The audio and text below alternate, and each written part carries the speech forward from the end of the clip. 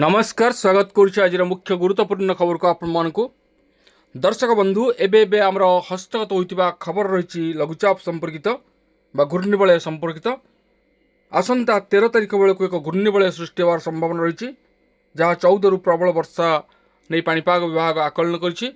तेबे ए घूर्णिबलय केउंठार सृष्टि होबो एवं आहार प्रभाव ओडिशा उपर किभଳି भाव रहिबो एवं केउ स्थान को प्रबल रु अति प्रबल वर्षार संभावना रही जानिबा से संपर्क में संपूर्ण विवरण मुझे आपको वीडियो प्रदान करी से आपने निश्चित वीडियो को प्रथम शेष पर्यंत देखिए। जब वीडियो भल लगे तो पाखे लाल बटन निश्चित सब्सक्राइब करेंगे पाखे आसुवा बेल आइकन बजाय देवे और लाइक शेयर करने को भूलिए।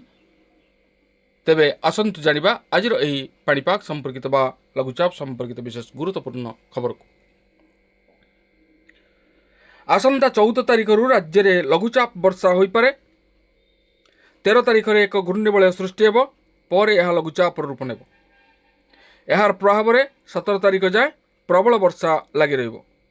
वरिष्ठ पाणीपाग विशेषज्ञ प्रोफेसर डॉक्टर सुरेंद्रनाथ पशुपाल यही पूर्वानुमान करछन्ति। राज्य में एवं मौसुमी निष्क्रिय अच्छी। आसंता 13 तारिख में ओडिशा संलग्न उत्तर पश्चिम बंगोपसागर बा यार दक्षिण में घूर्णिबलय सृष्टि हो पारे। परवर्ती 24 रु 48 घंटा मध्य यह लघुचाप रूप नेब। यह वर्षा कराइबो। केंद्रीय ओडिशा और दक्षिण उपकूल में मध्यम धरणर वर्षा हो पारे। पश्चिम ओडिशा रे प्रबल वर्षा हेब। दक्षिण ओडिशा रे प्रबल वर्षा आशंका मध्य रही। बंगोपसागरीय लघुचाप बा मौसुमी ट्रफ ठीक स्थान रे स्थानित हेले राज्य में भल वर्षा होता है, किंतु वर्तमान मौसुमी ट्रफ उत्तराभिमुखी होइछि। एबे हिमालय अंचल रे वर्षा होछि। 14 तारिख भितर बंगोपसागर रे लघुचाप सृष्टिर संभावना नहीं। आसंता 10 दिन जाए केवल परिचालन जनित स्वल्प वर्षा हो पारे। विस्तृत अंचल रे अधिक वर्षार संभावना नहीं बोली डॉक्टर पशुपाल पूर्वानुमान करछन्ति। राज्यर सबु स्थान रे पर्याप्त परिमाण रे वर्षा हेउ नथिबारु अनेक स्थान रे तଳି रुआ होई पारु नाही। 6 और 7 तारिख में स्वल्प वर्षा जोगु किछि स्थान रे तଳି बंचीजिव। जन्माष्टमी पर बाकी थिबा रुआ पेषण करंतु आगकू समय अच्छी और वर्षा भी हेबो। चाषी माने कौनसी आशंका प्रकाश न करने को से परामर्श दैछन्ति। 6 तारिख में केन्दुझर और मयूरभंज रे प्रबल वर्षा हो पारे। आभ्यंतरीण ओडिशा और दक्षिण ओडिशा रे स्वल्प वर्षार संभावना अच्छी।